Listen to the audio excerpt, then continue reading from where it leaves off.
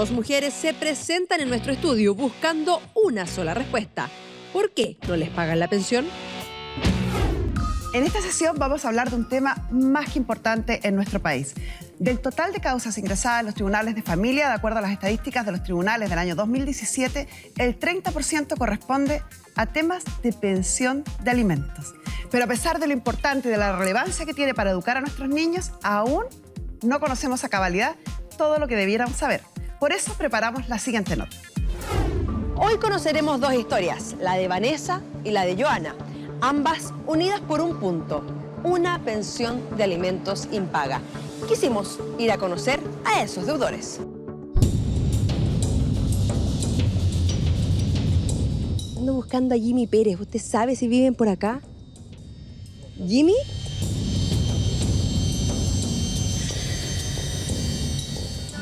Esa debería ser entonces dicho.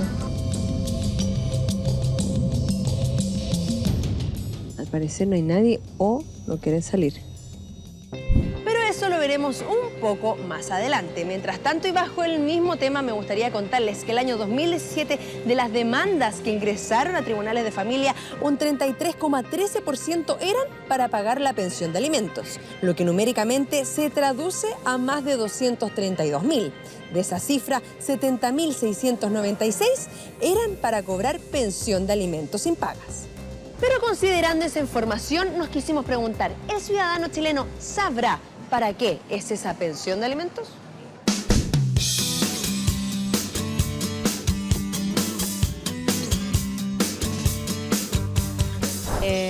Es un derecho que tienen todos los niños. No sé, la verdad no tengo idea. Mínimo hasta los 18 años y después, si es que sigue estudiando, hasta los 27. 28. No sé. Más precisa. No sé. Precisa, sí. Caballero, disculpe, ¿le puedo hacer una consulta cortita? Que andamos haciendo una encuesta ciudadana. ¿No? ¿La pensión, caballero? Cosas, alimentarlo. Depende de la plata que da uno. Yo no estoy demandado, pero yo sé lo más o menos lo que doy de mi sueldo. Ah, pero a usted le toca pagar pensión. No, me estuve pagando muchos años y ya cumplió ya 18 años. Y la Tan ley, grande ya. Ya tan grande. Cuando un matrimonio se separa y la señora queda con los niños, entonces el marido tiene que pagarle pensión de alimento. ¿Solo el marido o puede ser al revés? Yo creo que parece que es al revés también. Tengo entendido que se hacen a través de una mediadora y si hay un buen término, afortunadamente para las partes se deposita una cuenta que te hacen abrir en el Banco Estado. Si no llegan a acuerdo, ahí lamentablemente se va a un juicio en donde se tiene que hacer la recaudación del menor a través de una cuenta corriente y con el empleador involucrado. La pensión de alimentos es una necesidad que tiene que el Estado le aplica a las personas para que los niños subsistan nomás. Para eso es la pensión de alimentos. Para que el padre o la madre, dependiendo del caso, le dé una mantención a su hijo y le dé todo lo que tenga que ver con los alimentos.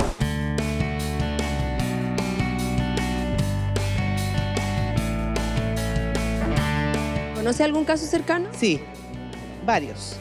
Y las mujeres no ayudan a sus hijos. Ay, no, gracias. Cuéntenos la verdad. ¿Tuvo alguna deuda? No, nunca. No, que ha pasado muchos años. Cuando no existía los computadores, antes existía puro esto. Yo tengo ya mi edad ya. Esa fue la opinión de la gente, pero a continuación los dejo con Joana y Vanessa, quienes están en el estudio junto a Carmen Gloria.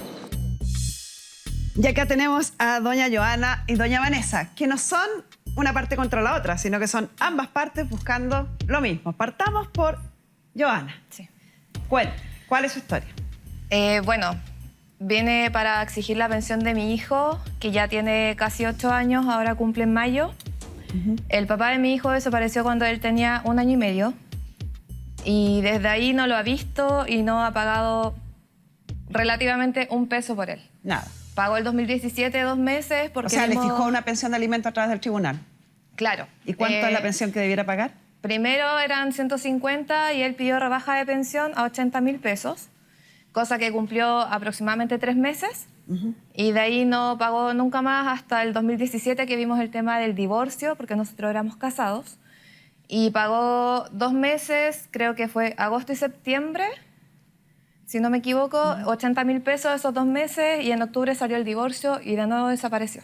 O sea, debe ver unos 2 años y medio, porque seguramente para el divorcio debe haber llegado a un acuerdo. De ahí para adelante Es que no se llegó a ningún acuerdo porque en el divorcio supuestamente él dijo que había pagado todo. Que él no debía pensión y por eso no hicieron firmar el divorcio. Claro, y usted reconoció eso, o aceptó eso. Lo tuve que reconocer porque si no, no me daba el Si divorcio. no, no había divorcio.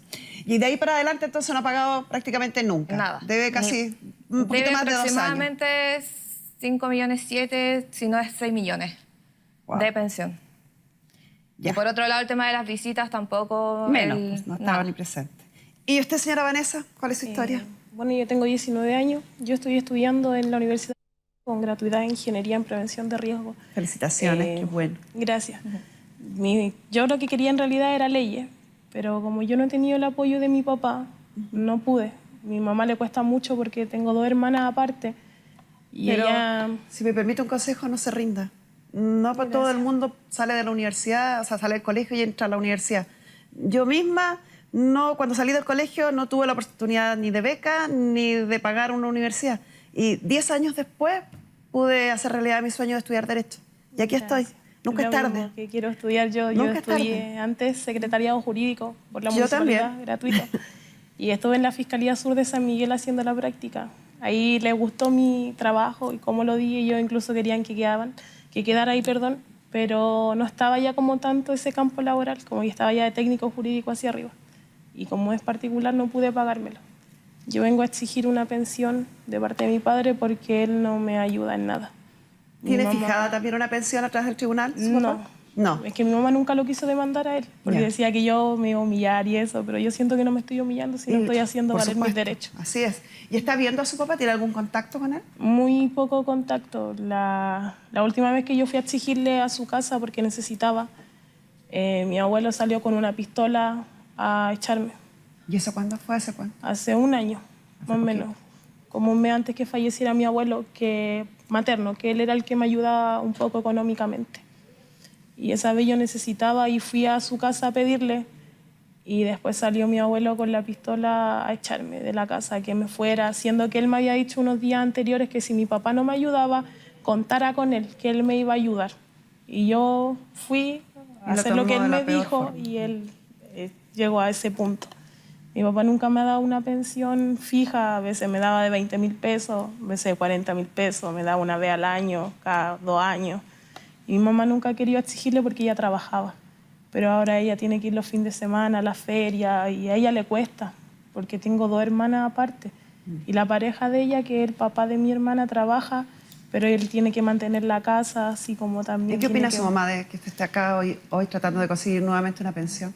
Mi mamá me decía que sentía que yo me estaba humillando, que mientras ella pudiera dármelo, que yo lo hiciera con eso, pero siento que tampoco puedo darle todo el peso a ella. ¿Y usted, señora Giovanna, por qué no intentó otra acción judicial en este periodo de casi 3 años que él desapareció?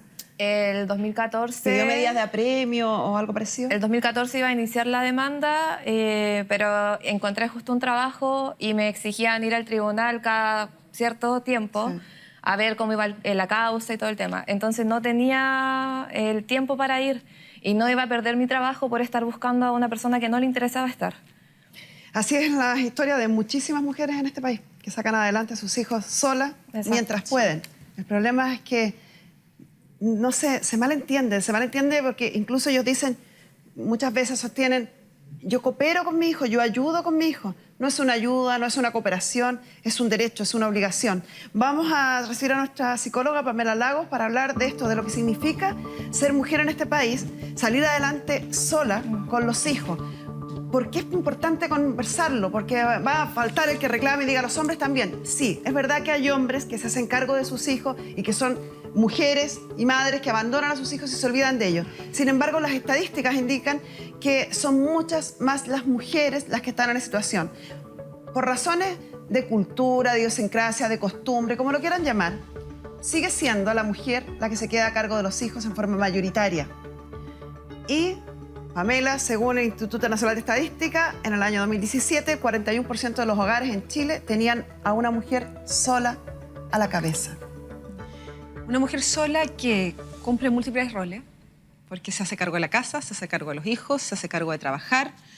Gana en promedio un 23% menos que un hombre en exactamente el mismo trabajo, para lograr entonces igualar de alguna manera o subsanar esto, se sobrecargan laboralmente, hacen horas extra, con toda la culpa que eso implica y con una búsqueda constante por quién les va a cuidar a los hijos. Todo esto empieza a generar unos niveles de estrés, de angustia, de preocupación y perpetúa, lamentablemente, muchas veces la pobreza en nuestro país.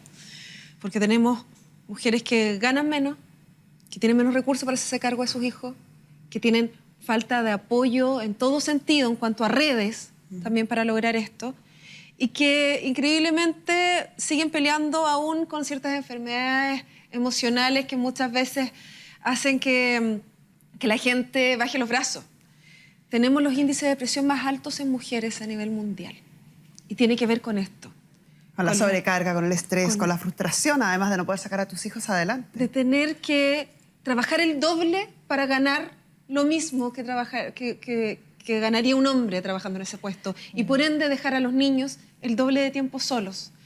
Es un poco el caso de Joana. Joana está con su mamá, con su hijo de 8 años.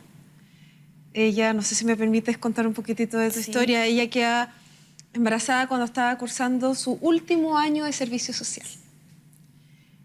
Con el embarazo no puede seguir estudiando porque su padre deja de apoyarla económicamente. Tiene que ponerse a trabajar. Y hasta el día de hoy se hace cargo de la casa, de su madre, de su hijo, con un trabajo, con un sueldo lamentablemente inferior al que podría haber obtenido si hubiera podido terminar su carrera, haciendo muchas horas extra para poder trabajar y jugársela y conseguir más dinero para darle la educación que ella quiere entregarle a su hijo. Ahí lo estamos analizando desde una de las partes afectada por una situación así, la madre. También tenemos a los hijos. Ya es difícil enfrentar un quiebre entre la relación de los padres, que los padres se separen. Eso es algo que sí o sí va a causar algún efecto en los niños. Pero además hay un padre ausente que no se hace cargo, que no se responsabiliza, que no cumple con estas obligaciones mínimas. ¿Cómo afecta esto directamente a los niños? En todo sentido, porque hay una sensación de desprotección tremenda. Vanessa, a ver, el hijo de Joana tiene 8 años, Vanessa tiene 19. El hijo de Joana probablemente en 11 años más va a estar en una posición muy similar a Vanessa, buscando un papá que nunca pagó, buscando un papá que no estuvo, que no se hizo cargo emocionalmente y que tampoco se hizo cargo económicamente. Y hay que entender, lamentablemente a la gente como que le suena que esto de hablar de plata es como una frivolidad. Pero para un niño que sabe que no puede trabajar, que sabe que necesita irse formando para tener un futuro, tener un papá que no se hace cargo económicamente le da la sensación de abandono en la manera más profunda, porque es la sensación de que al papá no le importa lo que pase con ella. Y yo hablaba eso un poquito con Vanessa, ella me decía que ella sentía que su papá no le importaba si ella comía, si ella estudiaba, si ella, cosas tan básicas como si podía cargar su tarjeta para ir, VIP para ir a la universidad. Hay una sensación de falta de amor de ese papá, ¿no? Exacto. Así yo le explicaba a ella. Mi papá nunca ha sido cercano a mí. Siempre me ha faltado su apoyo, así como emocional, así como económico. Entonces mi mamá cuando yo era chica me decía que yo no pidiera eso porque ella lo ve como si yo me estuviese humillando. Pero yo no siento que me estoy humillando, yo siento que estoy haciendo valer mis derechos porque ya le he dado mucho tiempo. La otra vez hablamos y quedó con que me iba a ayudar, que fue hace 2 meses y le pasó 10.000 pesos a mi mamá para el mes.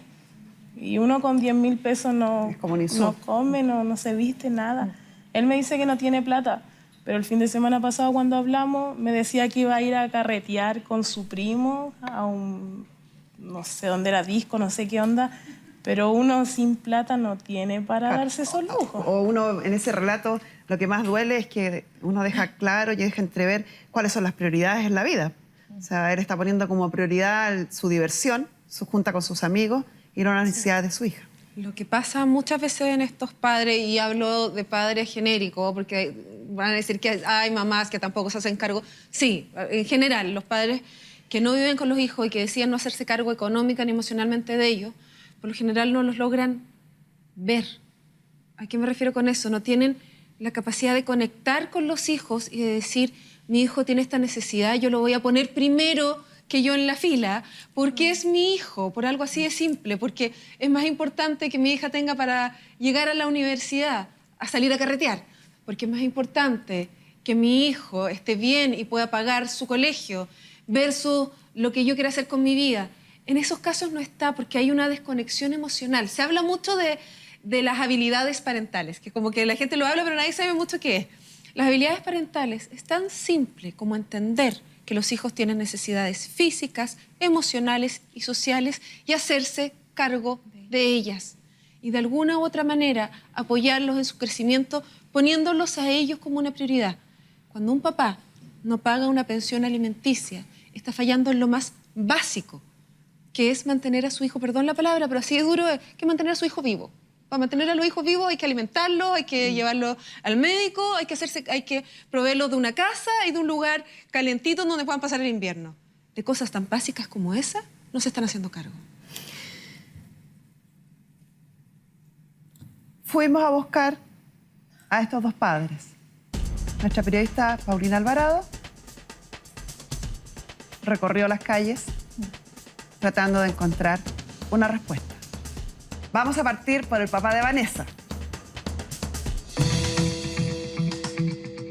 Tenemos la información que necesitamos para ver si podemos encontrar a esta gente, el equipo, los teléfonos. Ya, vamos.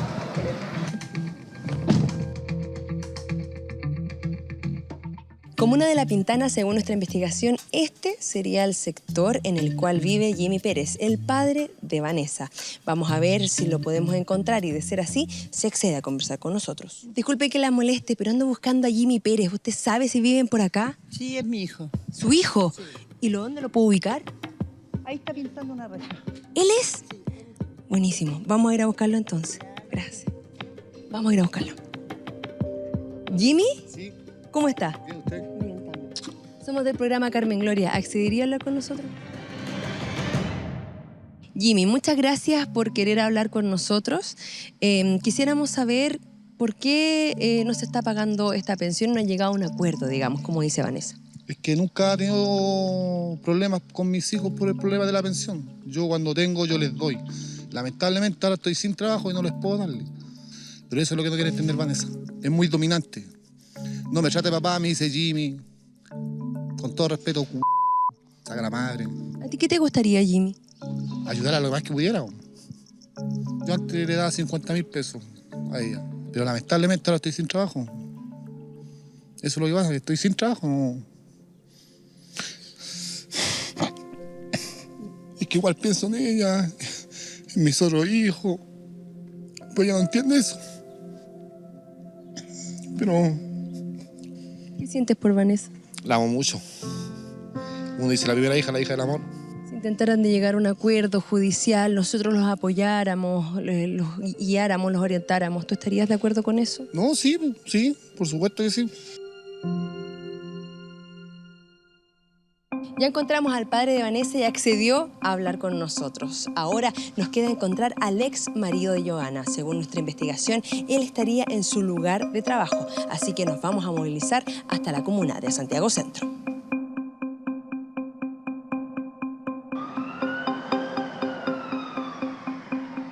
Hablamos con el que supuestamente era el jefe de Pablo y nos contó que ayer lo desvincularon de la empresa. Así que tenemos la dirección de su casa, según lo que podemos sacar de nuestra investigación. Vamos a ver si lo encontramos allá.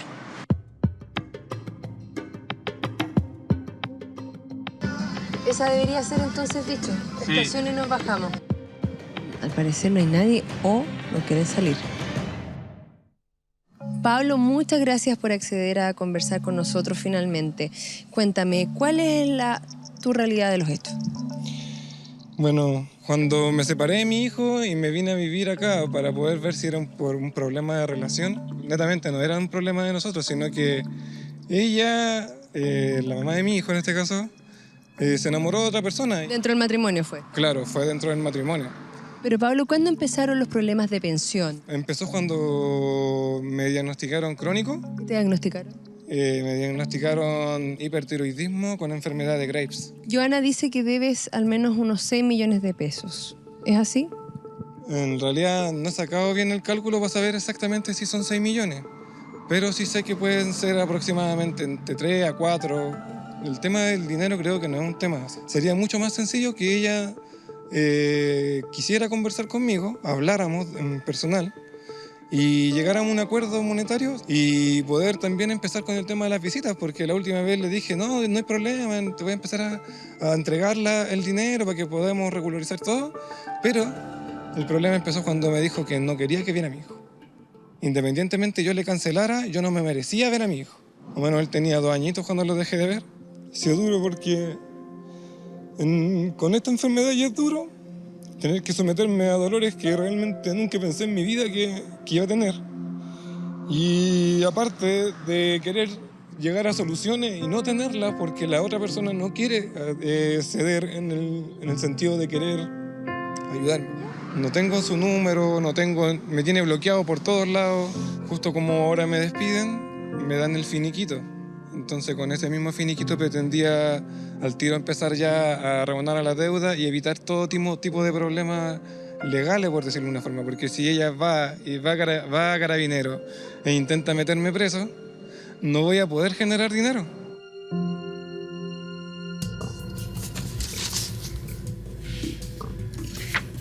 Ahí tenemos a los 2 involucrados. Usted estaba muy sorprendida con lo que escuchaba.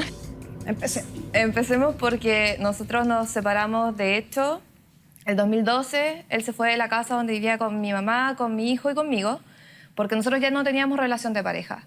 Él dormía en un colchón en el living, yo dormía con mi hijo en la pieza y él no se hacía cargo de nada más que de poner plata.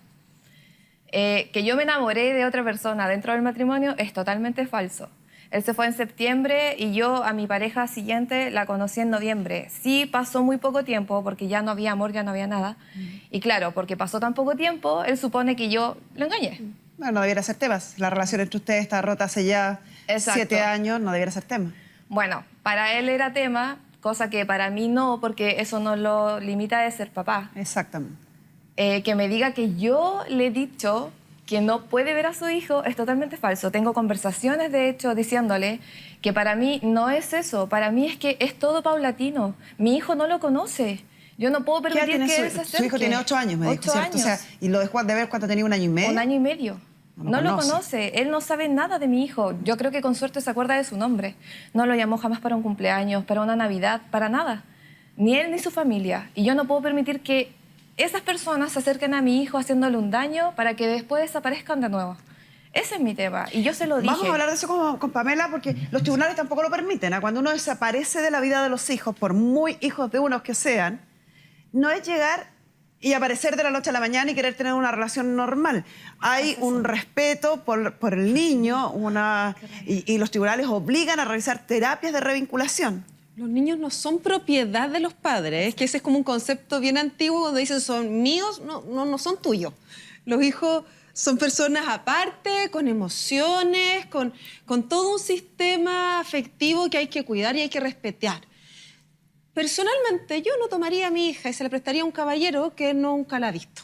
Porque para la niña también es un desconocido. Exacto, porque para la niña es un desconocido, le va a dar miedo, no se va a sentir a gusto, se va a sentir vulnerado en todos sus derechos, se va a sentir desarraigado de su mamá y eso puede darle mucho susto a un niño. Sobre todo si aparece alguien y le dicen, ahora él es tu papá, bienvenido, ándate con él de vacaciones un fin de semana. La sensación para el niño es de estar con un extraño. No entiende, a ver, este concepto de que porque tengo la misma sangre tengo que tener algún nexo, el nexo no está. Por lo tanto, se hace con mucho respeto. ¿Por qué? Porque sí es bueno que los niños tengan contacto con los papás, porque sí les hace bien, porque sí los ayuda a entablar una identidad y los ayuda a entablar una psiquis más firme. Pero para eso se hace de a poco.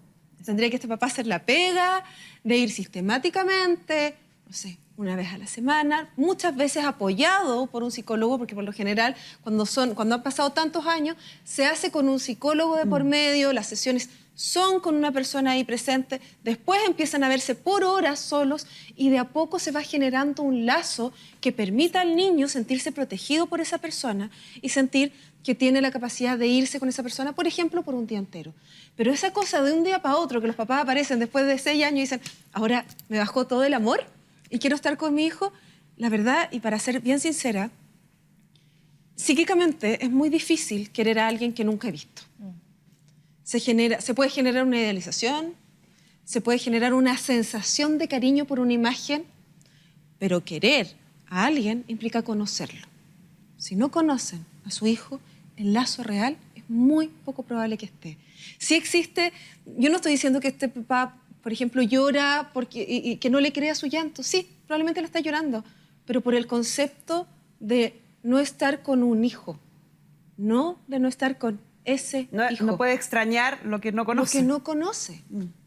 Ahora, es importante recalcar que cuando un papá no tiene una relación con un hijo, tiene la posibilidad de solicitarle al tribunal, suponiéndonos en la teoría de él, que usted es la que no lo ha dejado, él ha tenido 7 años para haber ido a un tribunal y pedir una relación con su hijo, y seguramente el tribunal le hubiera explicado lo que acaba de explicar Pamela, él estaría o habría hecho una terapia de revinculación y hoy día tendría una relación sana con su hijo. Si no lo ha hecho, también tiene que asumir su propia responsabilidad de no realizar lo que por ley puede hacer. Él adjuntó papeles, trajo papeles o envió papeles con nuestra periodista, entre ellas la carta de término del contrato de trabajo. Adjuntó también algunas copias de resoluciones que tiene de los tribunales, que son bastante antiguas, son del año 2014, que seguramente fue cuando usted intentó cobrarle la pensión de alimentos, porque ahí tiene la resolución de cuánto es la deuda, que tenía el plazo para objetarle, seguramente no lo objetó, recuerden que un plazo de 3 días para objetar. Y en esa época la deuda era 730.000 pesos, que hoy día ha subido harto. Tiene una copia también de la libreta, maravilloso. Si la tiene, caballero, en su mano, vaya y deposite, pues ya sabe la información. Y adjunto los papeles médicos que certifican que el caballero tuvo una operación, que tuvo una infección posterior a la operación, postoperatoria. Y eso. Claro, él dice que porque se enfermó, él no pudo ver a su hijo. Y lo que yo le dije es que yo he estado enferma, he estado sin trabajo y he pasado millones de situaciones y aún así no puedo decirle a mi hijo, ¿sabes qué? Ahora yo no voy a ser tu mamá hasta que encuentre trabajo. Tiene hipertiroidismo. Ya. No es algo que lo invalide. Que puede tener en tratamiento. Totalmente. Adjunta también una licencia médica por acá, pero creo que era bien antigua. Es que todos los papeles que tiene son antiguos porque... La verdad, yo ahora fui a tribunales hace más o menos un mes y puse la demanda de nuevo. No, 29 de marzo estaba con licencia médica. No sé cómo lo habrán echado. El grow shop donde trabaja él es familiar. De hecho, es de su primo Marco. Y el tema de que lo echaron y todo eso, la verdad yo no lo creo. De hecho, ni siquiera sé si él trabajó con contrato y no, porque la familia igual lo respalda mucho. Entonces no tengo apoyo de su familia ni nada. Hablé con un hermano que está en Suecia el 2017 y él me mencionó que quería que quería verlo, que quería que su hija conociera a su primo. Y yo le dije que sí, que yo no tenía ningún problema. A lo que me retracté cuando nosotros firmamos el divorcio y él volvió a desaparecer. Porque yo le dije que para mí no me sirve una familia intermitente. A lo mejor a usted no, porque no va a reemplazar al padre en el pago, que es lo que usted necesita. Obvio. Pero a sus hijos, a su hija, sí le sirve. A mi ¿No es hijo así, sí, Pamela? pero que aparezca y desaparezca. No, es que no el papá sí. El papá intermitente obviamente obvio. que no sirve. Pero si hay un tío interesado o hay otro miembro de la familia paterna que quiere tener un contacto con el niño, un lazo con el niño, puede ser importante para él porque le permite tener una imagen de quién es su familia, ¿no? ¿De dónde viene? Exacto, ayuda mucho para ir configurando. A ver, una vez alguien me explicó que los niños que crecen sin conocer un lado de su familia pueden crecer bien, pero son como un puzzle, como un rompecabezas que no está terminado. Siempre van a haber ciertas áreas de su vida que ellos no logran entender, que ellos no logran rellenar 100%. Entonces, todo ayuda. Absolutamente de acuerdo con la idea de que un papá cometa, como digo yo, que va y viene, es mucho peor a que un papá que definitivamente desaparece porque se hace el duelo una sola vez y no microduelos constantes. No obstante, si hay una familia, alguien de la familia, un tío, un primo, alguien que le pueda dar alguna sensación de pertenencia a este niño, puede ser de gran ayuda. Y aunque suene terrible, uno no puede enojarse con la familia entera porque una de las partes no está haciendo la pega. En estos casos y en los dos casos tengo entendido que las familias de estos papás, tanto de su papá como del papá de su hijo, tampoco han sido muy presentes, porque otras veces están los abuelos que hacen el intento, pero acá a lo mejor hay un tío que a lo mejor vive lejos y a lo mejor lo va a ver una vez cada 3 años.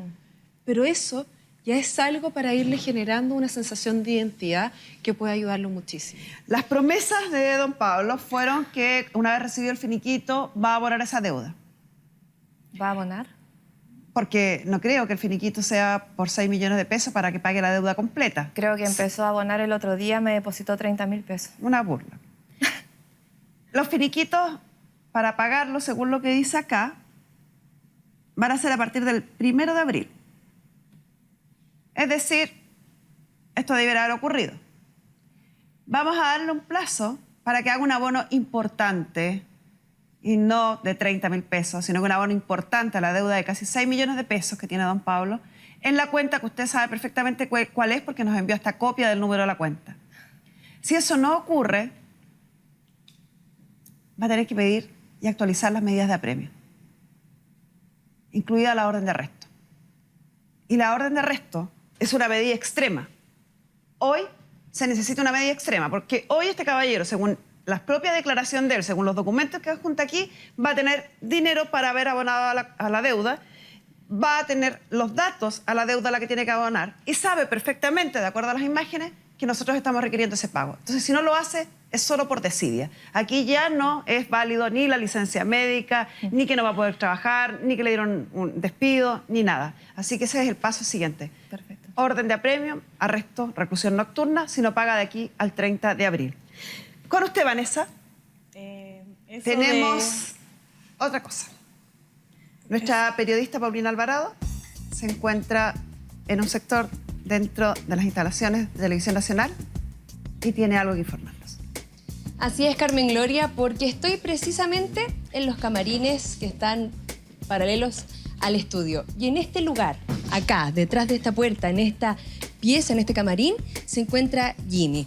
Él, luego de varias conversaciones, de estar constantemente comunicándonos, accedió voluntariamente a venir hasta nuestro canal, hasta TVN, para poder llegar a un acuerdo con su hija Vanessa. O sea, en este minuto él estaría preparado y dispuesto a conversar con Vanessa y firmar un acuerdo por pensión de alimentos. Así es, porque él también aquí se encuentra con nuestra abogada tramitadora, quien podría, en el fondo, gestionar esta situación luego que Vanessa termine la mediación contigo y se acerque hasta acá, hasta el camarín.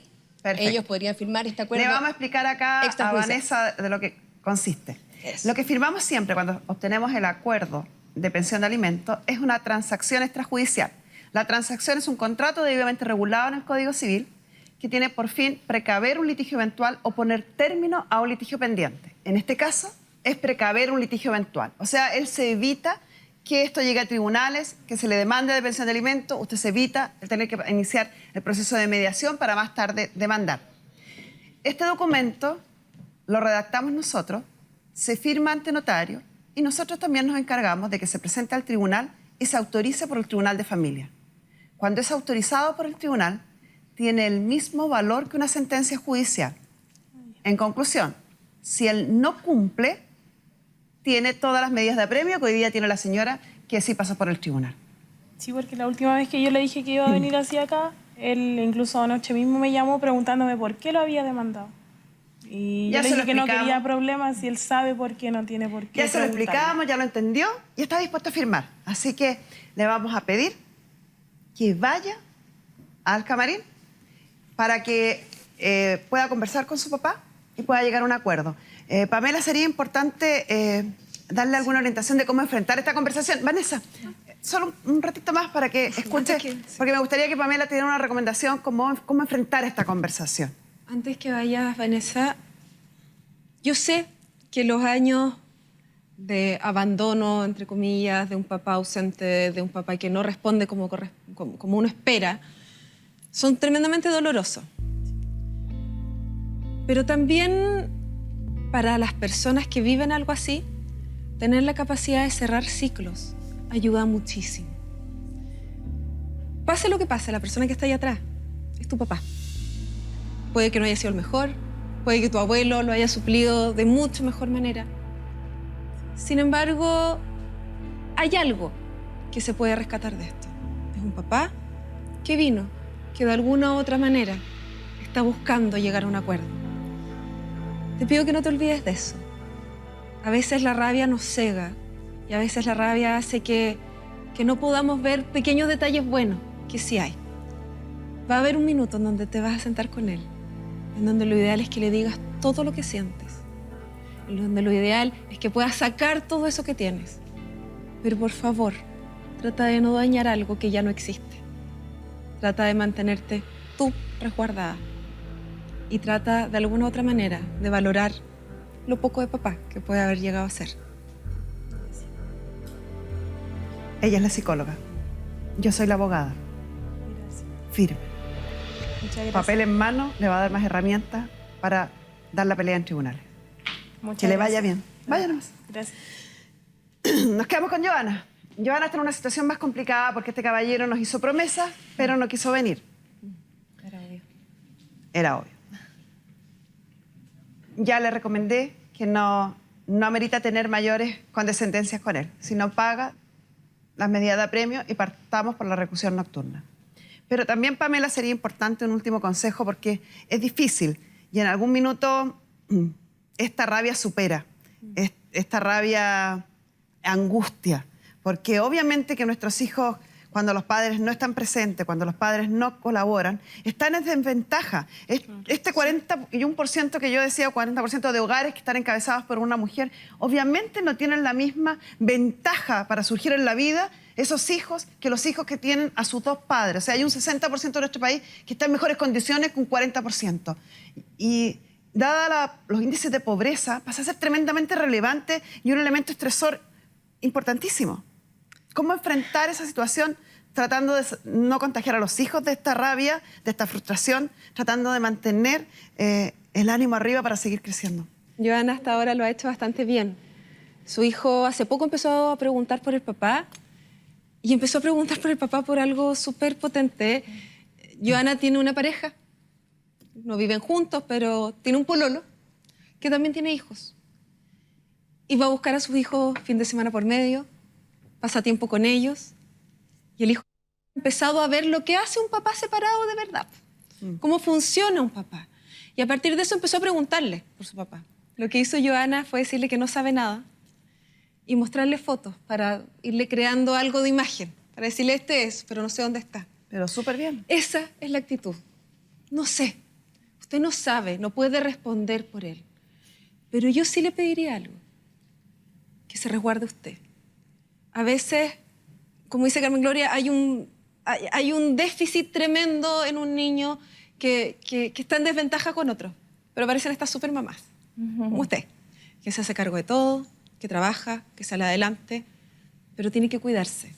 Esta super mamá también necesita que le hagan cariño, también a veces va a necesitar descansar, también a veces va a necesitar llorar, también a veces va a necesitar no ser la más fuerte del mundo. Y por eso hay que buscar una buena red de apoyo, que la apañe, como se dice en chileno en todo esto. Ser mamá sin un papá al lado se puede. Ser mamá sola es tremendamente difícil. Muchas gracias, Pamela.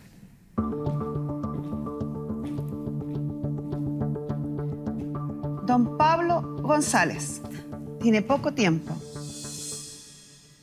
para conocer y conquistar a su hijo. El tiempo vuela más rápido de lo que uno cree. Y los hijos, a pesar de que tengan una madre que los proteja y no les cuenta la información completa, crecen, se transforman en adultos y sacan sus propias conclusiones. Y contra eso ya no va a tener tiempo. Además, en las buenas noticias que hay para futuro, a lo mejor sean más lentas de lo que uno cree, pero de lo que uno quiere o necesita, pero sí hay varios proyectos de ley que me tocó estar comentando el otro día que tienden a endurecer las penas y las medidas para que los padres cumplan con esta obligación, que uno esperaría que la cumplieran desde el corazón, desde el cariño, desde la empatía, desde la hombría de ser padre. Pero como eso nunca ha sido necesario o nunca ha sido suficiente en este país, tenemos que endurecer las penas. Hoy en día hay varios proyectos, desde la obligación para los dependientes como él, o los independientes como era este caballero, para que las personas a quienes reciben sus boletas de honorario les retengan los honorarios, para que el Servicio de Impuestos Internos retenga las devoluciones, para que se cree un registro nacional, para que no puedan optar a ningún beneficio público. Hay un montón de proyectos de ley que buscan endurecer esta falta, esta omisión tan grande. Y dado lo que hemos analizado en este programa, ojalá que entiendan nuestros legisladores la importancia de ponerle prisa a estos proyectos de ley, que no duerman por los próximos 5 años, porque una pensión de alimentos no es solo una cantidad de dinero, son niños de nuestro país que no están recibiendo lo mínimo para poder salir adelante, y son mujeres que tienen que sacarse la mugre a diario para poder suplir lo que la falta de hombría de algunos hombres no les permite. Y con esto cerramos la sesión.